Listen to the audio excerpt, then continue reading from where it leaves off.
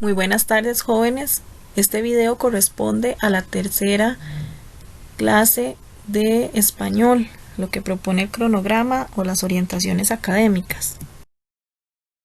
Para esta semana se les propone la lectura de 4 cuentos, pero antes quería ubicarlos un poquito con respecto a los géneros literarios. Todo lo que leemos no son cuentos o novelas o poesía, sino que cada una de las obras va a tener sus características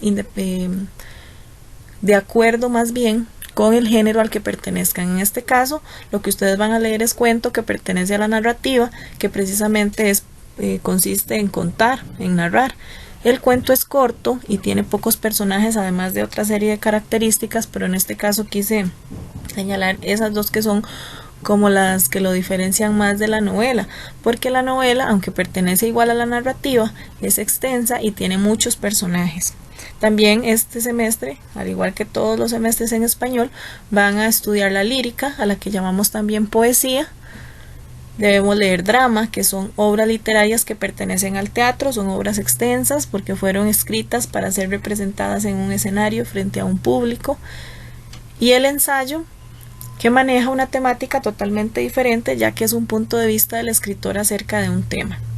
Entonces estos son los 4 géneros en los que nos vamos a mantener, y es importante que cuando leamos pues sepamos efectivamente qué es lo que estamos leyendo, a qué se refiere. Para esta semana se les propone la lectura de 4 cuentos que están de la página 3 a la 60 en la antología de lecturas. Los van a ubicar de acuerdo a su nombre. Es que somos muy pobres, de barro estamos hechos, el misterio de los jugadores de cera y la llave de plata. Son cuentos bonitos, interesantes. Los invito más bien a que los puedan leer. Recordemos que en el libro que ustedes tienen en la antología en físico no vienen los cuentos completos. Lo que viene es referencia acerca de la obra, diferentes prácticas que es importante que las hagamos para saber si efectivamente pudimos comprender la obra como tal y los elementos que la conforman. Y en la antología ya de lectura van a encontrar las obras completas. Cuando nosotros leemos, además de leer y conocer quién es el personaje principal, los personajes secundarios, existen elementos de la narrativa que debo conocer para la lectura de cuentos y novelas. Estos están en el libro de la página 104 a la 106.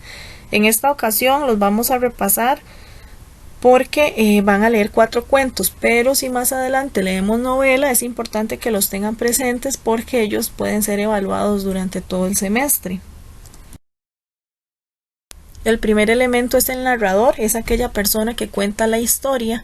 En este caso vamos a ubicar 3 tipos. La letra A nos habla del narrador protagonista, cuenta las cosas que le sucedieron a él. Me casé joven y tuve la alegría de encontrar en mi esposa una disposición que no desafinaba por la mía. Vean que dice me casé, o sea, cuento mi propia historia. La letra B, narrador testigo, cuenta cosas que le sucedieron a otro, pero que él fue testigo, ya sea porque lo vio o porque se lo contaron. Entonces yo podría ser un narrador testigo y decir, aquella tarde Miguel se encontraba sentado en el parque. Vean que estoy contando algo que yo en este caso pude observar. Y por último tenemos al narrador omnisciente, que es aquel que cuenta lo que le sucedió a otra persona. El narrador omnisciente se caracteriza porque es considerado un dios dentro de la historia. Recordemos que para quienes somos católicos, Dios es aquel ser omnipotente que conoce nuestros pensamientos, sentimientos y emociones. En este caso, dentro de las historias, el narrador omnisciente cumple la misma función. Él podría pasar de narrador testigo a ser omnisciente diciendo, aquel día Miguel se encontraba en el parque pensativo y preocupado. Vean que ya estoy hablando de sentimientos y emociones. Entonces, ¿cuál narrador está más por encima, el testigo o el omnisciente? Por supuesto que el omnisciente, ya que como les digo se considera un elemento que debemos reconocer cuando leemos una obra, es el tiempo. Es el momento en el que suceden los hechos. En este caso tenemos 2. El cronológico es aquel tiempo que podemos medir en horas, minutos, días, de forma calendarizada. en el año tal, a tal hora. Vean que me estoy refiriendo con exactitud a los momentos en los que ocurrieron los hechos, mientras que el tiempo psicológico perturbado es cuando la historia da inicio a la mitad o al final y el narrador se devuelve a contar lo que había pasado. ¿Qué significa además? Que el tiempo psicológico se basa en recuerdos. Hace muchos años, en algún momento, pero no sé con exactitud, no puedo decir la fecha ni el día. Esa es la diferencia entre un tiempo cronológico y un tiempo psicológico. Otro elemento importante es el lenguaje. Como todos sabemos, existen diferentes registros de habla, que son las formas de hablar de los personajes, porque principalmente en la novela, que es más extensa, hay desde personajes cultos, campesinos, personajes de la cotidianeidad. Entonces cada uno de estos puede expresarse de diferentes formas. El lenguaje culto, que es un lenguaje más elevado, más fino, donde encontramos palabras que tal vez no usamos constantemente, que inclusive tendríamos que buscar en un diccionario. El lenguaje coloquial es el que utilizamos comúnmente con familiares y amigos, que todos podemos comprender.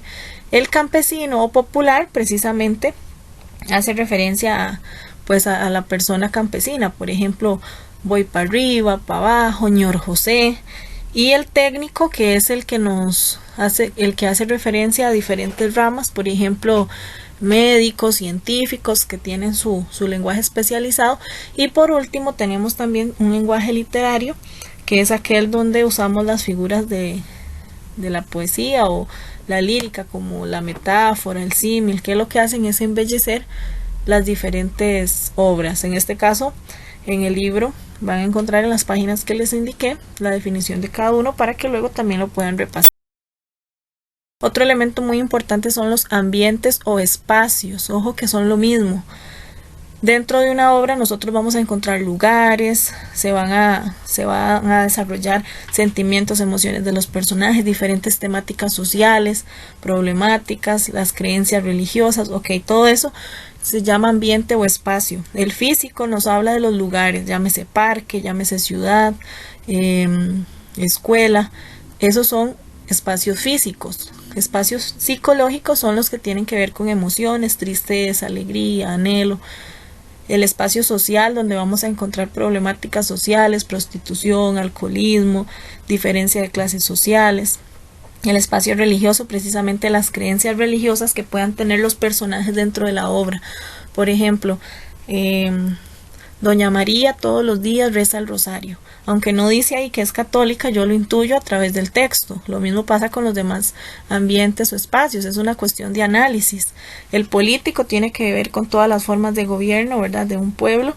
También tenemos espacios como el económico, el ecológico, el ético, y sus nombres también nos van ayudando un poco a orientarnos de qué trata cada uno. A la hora también de expresarnos dentro de un cuento, una novela, vamos a encontrar el tono, que tiene que ver en la forma como se expresa el texto y la forma también como nosotros nos expresamos, ¿verdad? A veces decimos, no me hable con ese tono, y es la forma precisamente en cómo nos dirigimos a otra persona. El tono serio, cuando informamos simplemente, usted es Teresa Gómez, ¿no es cierto? Hablamos de una manera formal. El exhortativo, cuando queremos tratar de dar un ruego o una orden. Piedad de mí, por Dios, no me mate, abra la puerta, El crítico, cuando hacemos una crítica objetiva. En el país tiene más importancia el decir que el hacer, el anunciar que el actuar. Ya ahí estamos dando una opinión. Y por último, el irónico, que también es el burlesco, que muchas veces lo usamos, por ejemplo, ay, si estudió toda la semana. Estamos hablando con un tono irónico. Y también otro elemento importante a la hora de leer que debemos conocer es el estilo. El estilo tiene que ver con el diálogo de los personajes dentro de la historia. Muchas veces el narrador cuenta lo que los personajes hablaron.